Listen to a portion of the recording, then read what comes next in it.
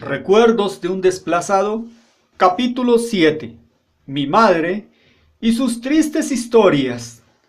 Desde la Dorada Caldas, estando en espera de la salida de la cárcel de mi madre, mi mente se remontaba y volaba por los aires semejantes a las garzas paletas, las cuales cruzan grandes recorridos de ciudades, valles, montañas, para regresar en bandadas cada tarde a sus nidos. Es así que les contaré la historia, narrada por mi madre. En las tardes, allá en el rancho, aparte de escuchar las historias de Calimán. Calimán, caballero con los hombres, galán con las mujeres, tierno con los niños, implacable con los malvados. Así es Calimán, el hombre increíble. Hazañas fantasiosas. También escuchábamos la ley contra Lampa. Siguiendo los pasos a las personas honestas, siempre hay un delincuente, pero entre estas y aquellas, la justicia vigila implacable. La escuchábamos por la vieja radio, que a veces, por el desgaste de las pilas, perdíamos varios capítulos, que nos obligaba en la imaginación a construir las escenas de paisajes y desarrollo de las historias. Aparte del entretenimiento de la radio, mi madre también contribuía a contarnos la historia que ella vivió cuando era niña. Narraba su triste historia como si fuera un cuento, no de hadas ni de rosas perfumadas, más bien dejaba un sabor melancólico. Mi alma se encogía, se maullaba, semejante a una uva pasa. En esa edad quería ser Dios y cambiar la historia que mi madre contaba de sus propias vivencias. Aún me parece escuchar su voz y mis hermanos sentados, conteniendo la respiración y evitando parpadear lo menos posible. Mi madre sentada en medio de sus pequeños hijos. Quizás había hecho esta escena muchas veces, pues de los 12 hijos solo quedábamos los últimos en el nido, Yolanda, Eduardo y yo.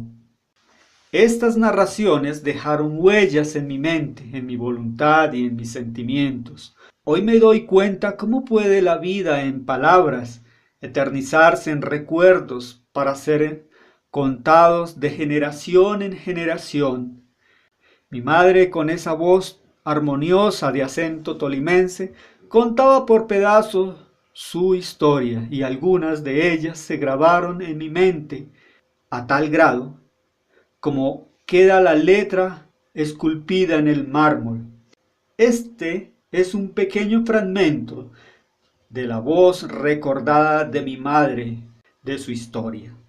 Ella decía de esta manera: fui abandonada cuando era tan solo un bebé.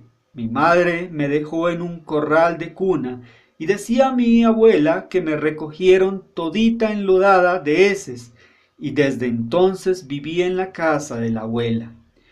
Ella, mi abuela, era de esa época donde los viejos con su conocimiento ermitaño y su sabiduría aplicada a los golpes se aprende con dolor y sangre.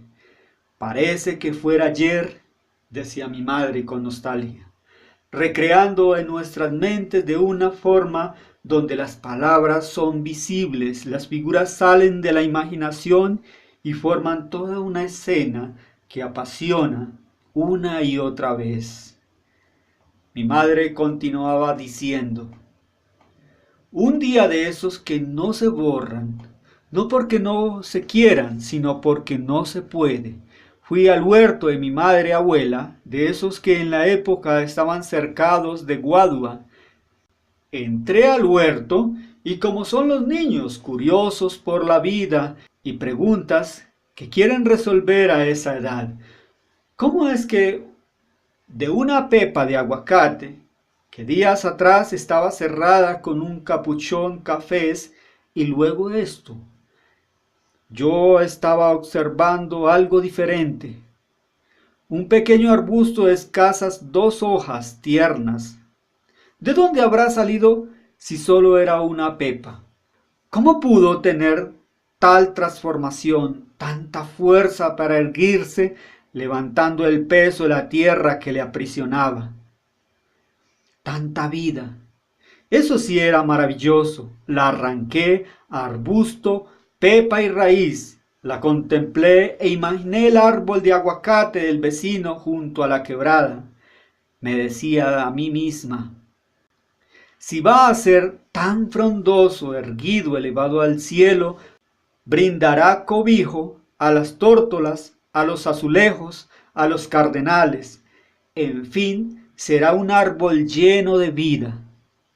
Navegando en esos pensamientos, mi madre abuela me sorprendió y al verme, ella se transformó. Era como si hubiera visto al mismísimo espanto de frente. Se encolerizó. Sus mejillas se encendieron de un rojizo intenso. Su mirada cambió. Era como si hubiera visto un fantasma. Por no decir más, mi madre abuela estaba furiosa. Solo tenía ojos para el arbusto de aguacate. Me tomó el brazo bruscamente con palabras que recuerdo y que no quiero pronunciar. Me llevó frente a una roca de esas que abundan en la región y ella, mi madre, exhibía sus manos. Me machacó los dedos de las dos manos. A duras penas puedo abrir la mano sin poderla enderezar hasta el día de hoy. Respirábamos profundo, como niños al ver las manos de mi madre. No sabría explicarlo. Como niño, ¿qué sentía? Una mezcla de desesperanza y angustia y ganas de devolver el tiempo, resolver los propósitos del dolor en el peregrinaje de un valle sombrío de temores, frustraciones y a lo lejos una esperanza venidera. Era una gran lección de las premisas de la vida que se clavan en el corazón para ser ejercitadas cuando grande, y es que los hijos que Dios me dé son para amarlos, son un regalo, una bendición. Los trataré como quiero ser tratado, en amor, protección, provisión. Seré el padre que quiero ser recordado, no por las huellas malas, más bien por los buenos recuerdos, dando mi vida, produciendo vida real a mis hijos del conocimiento de aquel Señor Jesús que nos amó primero. Una tras otra historia de momentos fugaces que llegaban a mi memoria al contemplar el pasado. Es esta que mi madre contaba cuando ella tendría unos 5 añitos. Decía mi madre, en otra ocasión mi padre abuelo llegó como de costumbre del trabajo y me preguntó, ¿ya cenaste? En esa se me ocurrió una mentirilla y le dije que mi madre abuela no me había dado la cena. Ah, y esa fue otra lección de por vida. Mi abuela me miró con una sonrisa de enojo, de esas que desconcierta a los niños. Me dijo, si tienes hambre, te tienes que comer todo esto. Entonces fue cuando vi una olla negra de tizne. Así eran las ollas cuando se bajan del fogón de leña. La olla era enorme para mi estatura y edad. Dentro estaba un suculento manjar de arroz con leche. Esas recetas y el sazón con el tiempo van desapareciendo, no son como antes. La orden de la abuela era que me debía comer todo el contenido del arroz con leche que había en la olla. Duré cuchareando como 2 horas sin ver el fondo de la olla. Esa noche no pude dormir, ya que mi estómago pesaba más que mi cuerpo y mi mente estaba concentrada en mi barriguita que dolía y parecía que estuviera enojada, pues producía sonidos como gruñidos.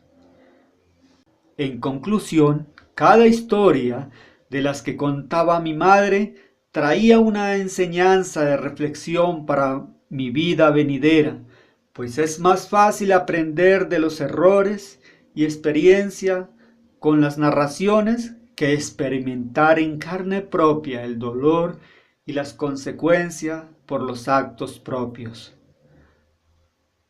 Próximo capítulo: la salida de la cárcel de mi madre.